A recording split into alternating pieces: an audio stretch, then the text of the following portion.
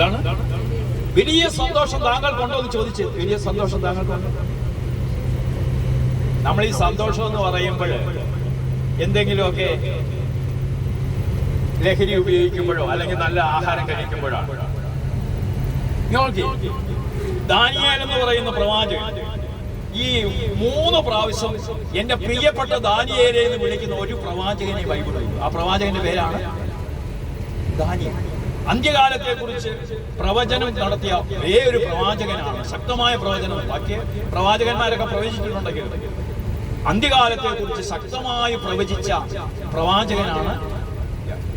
അന്ത്യകാലത്ത് എന്ത് സംഭവിക്കുന്ന മക്കളുടെ എല്ലാം ബുദ്ധി പ്രകാശിക്കുന്നു. 2 വയസ്സുള്ള കുഞ്ഞുങ്ങൾ മൊബൈൽ എടുത്ത് എല്ലാം പഠിക്കും. 2 വയസ്സുള്ള കുഞ്ഞുങ്ങൾക്ക് നല്ല ഒരു പാട്ട് പാടാൻ അറിയാം. ഇത് അവസാന കാലത്തിന്റെ ലക്ഷണം. എവിടെ പറയുന്നത്? ദാനിയേൽ 11:4 അല്ലേ? ദാനിയേൽ യുഗാന്ത്യത്തെ കുറിച്ച് എവിടെ പറയുന്നത്? 12:4. ദാനിയേൽ 12:4. ദാനിയേൽ 12:4 എടുത്ത് ദാനിയേൽ 12:4 എടുത്ത് ദാനിയേൽ പ്രവാചകന്റെ പുസ്തകം വായിച്ചു പെട്ടെന്ന് സമയമില്ല. ദാനിയേലെ അവസാന ദിവസം വരെ വചനം രഹസ്യമായി സൂക്ഷിച്ച് ഗ്രന്ഥത്തിന് മുദ്ര വയ്ക്കുക. അനേകർ അങ്ങും ഓടി നടക്കുകയും അറിവ് വർദ്ധിക്കുകയും ചെയ്യും. അവസാന കാലത്തിന്റെ പ്രത്യേകത എന്താ? ഭയങ്കര അറിവാണ്.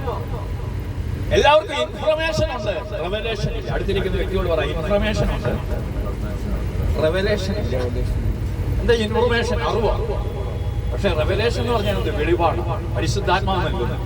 ഇങ്ങോട്ട് നോക്കി, എല്ലാവരും എന്നെ ഒന്ന് നോക്കിക്കോ. ഹല്ലേലൂയ. ശ്രദ്ധിച്ചേ, ഈ കേസറിയ ഫിലിപ്പിയ പ്രദേശത്തുകൂടെ പോകുമ്പോൾ, കേസറിയ ഫിലിപ്പി കരങ്ങൾ അടിച്ച് എല്ലാവരും ഒന്ന് ദൈവത്തെ ഒന്ന് നന്ദി പറഞ്ഞേ. ഹല്ലേലൂയ.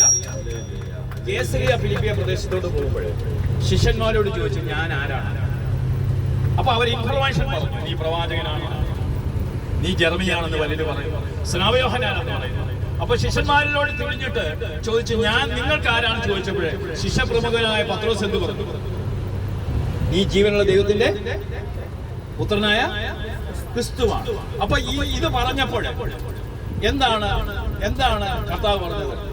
യോഹന്നായുടെ പുത്രനായ ശിമയോനെ, നീ മാംസരക്തങ്ങളല്ല ഇത് നിന്നോട്, ഇത് സ്വർഗസ്ഥനായ പിതാവാണ്, ഇത് പരിശുദ്ധാത്മാവാണ് നിന്നെ കൊണ്ട് പറയുന്നത്. അപ്പോ റെവലേഷൻ ഇൻഫർമേഷൻ ആകണം.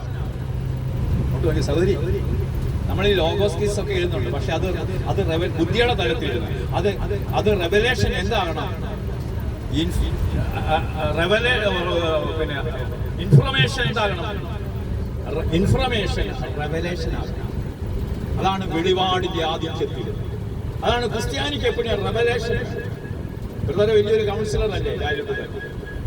ഈ റെവലേഷൻ ഇല്ലെങ്കിൽ കൗൺസിലിംഗ് നടത്താൻ ഐക്യക്കൂടെ പറ ഇല്ല. അപ്പൊ റെവലേഷൻ, ഇൻഫർമേഷൻ എന്ന് പറഞ്ഞാൽ തന്നെ അറിവ്. ഡോക്ടർ പറഞ്ഞു, നിങ്ങളുടെ കുഞ്ഞിനെ അബോർഷൻ ചെയ്തില്ലെങ്കിൽ ജനിക്കുന്ന കുഞ്ഞിനെ ചിലപ്പോൾ കണ്ണ് കാഴ്ചയില്ല, മറ്റേതില്ല എന്നൊക്കെ പറഞ്ഞു. അപ്പൊ അവര് പറഞ്ഞു, ഞാൻ യേശുവിൽ വിശ്വസിക്കുന്നതുകൊണ്ട് ഡോക്ടർ പറയുന്നതല്ല, ഈശോ പറയുന്നതാണ് ശരിയെന്ന്. അപ്പൊ നമുക്ക് നോക്കാമോ? അവര് പ്രസവിച്ചു, നല്ലൊരു ആൺകൊച്ചിനെ പ്രസവിച്ചു, ഡോക്ടർമാർ പറഞ്ഞതുപോലൊന്നും. അപ്പൊ ഇവിടെ ഡോക്ടറിനുള്ളത് അറിവ്, ഇൻഫർമേഷൻ. ഈ സ്ത്രീക്കുള്ള അറിവ് എന്താ? റെവലേഷൻ. ഈ റെവലേഷൻ ഉണ്ടെങ്കിലുണ്ടല്ലോ എന്നെ ഈ ലോകത്തിൽ ഒരു ശക്തിക്കും തകർക്കാൻ. ഈ റെവലേഷൻ എങ്ങനെ വരുന്നത്? നമ്മൾ ഈ ബൈബിളിൽ ആത്മീയതയിലെ അടിസ്ഥാനമാണ് 2 Corinthians 6:9. ഈ വചനം പഠിക്കണം, ഇത് കാണാതെ അങ്ങ് പഠിക്കണം. എല്ലാവരും ഒന്ന് പറഞ്ഞേ, 2 Corinthians 6-ാം അധ്യായം 9-ഉം 10-ഉം വചനം. എന്താണ് 2 Corinthians 6:9-ഉം 10-ഉം വചനം? വായിച്ചേ. 2 Corinthians 6:9-ഉം. അറിയപ്പെടാത്തവരെ പോലെയാണ്, അറിയപ്പെടുന്നവരാണ്. അടുത്തിരിക്കുന്ന വ്യക്തിയോട് പറ, ഞങ്ങൾ അറിയപ്പെടാത്തവരെ പോലെയാണെങ്കിലും അറിയപ്പെടുന്നവരാണ്. കണ്ടാൽ വലുതായിട്ടൊന്നും. അമേരിക്കൻ പ്രസിഡന്റൊക്കെ അറിയാവോ നമ്മളെ? പക്ഷേ നമ്മൾ അറിയപ്പെടാം. അൽഫോൻസാമയെ അന്ന് ഞാൻ ജീവിച്ചപ്പോൾ ആരെങ്കിലും അറിഞ്ഞു? ഇന്ന് അൽഫോൻസാമെ ഒരു ക്രിസ്ത്യാനി, അവൻ മരിച്ചു കഴിയുമ്പോഴാണ് ലോകം മൊത്തം. ലാലു നമ്മളൊക്കെ മരിച്ചു കഴിയുമ്പോൾ പറയും, ലാലുവിന്റെ മക്കളും കൊച്ചുമക്കളും ഒക്കെ പറയുക, ഫോട്ടോയിലിരിക്കുന്ന ലാലുവിനെ ചൂണ്ടിക്കൊണ്ട് പറയും ഈ അപ്പനൊരു ഗ്രേറ്റ് ആയിരുന്നു എന്ന് പറയും. അതുകൊണ്ടാണ് സ്നാപയോഹന്നാൻ പറയുന്നത് ഫലം തരാത്ത വൃക്ഷം വെട്ടി. എന്താ ഈ ഫലം? ഇങ്ങോട്ട് നോക്കിയാൽ എന്താ ഫലം? ഈ വിശ്വാസം എന്ന് പറഞ്ഞാൽ ഫെയ്ത്താണ്. ഫെയ്ത്തിനകത്ത് ഒരു ഫ്രൂട്ടുണ്ട്. ഫെയ്ത്തിനകത്ത് എന്തുണ്ട്? ഞാൻ ഫ്രൂട്ടുണ്ടെങ്കിൽ മാത്രമേ, എന്നിൽ ഫലമുണ്ടെങ്കിൽ മാത്രമേ ഈ വചനപ്രഭാഷണങ്ങൾ കൊണ്ടുപോയിട്ട് കാര്യമുള്ളൂ. എന്നിൽ ഫലം വേണം.